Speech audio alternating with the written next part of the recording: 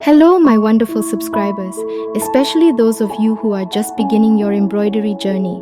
I've got something special for you today, a fantastic tutorial that's perfect for beginners.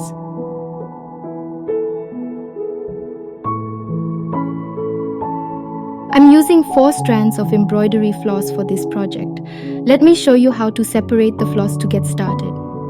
Carefully pull the single strand you separated until it's completely free from the others.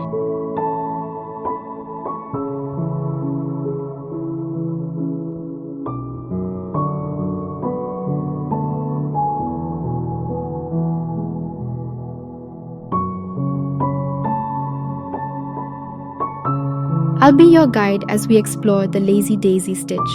This is a simple, beautiful stitch that's a perfect starting point for newcomers.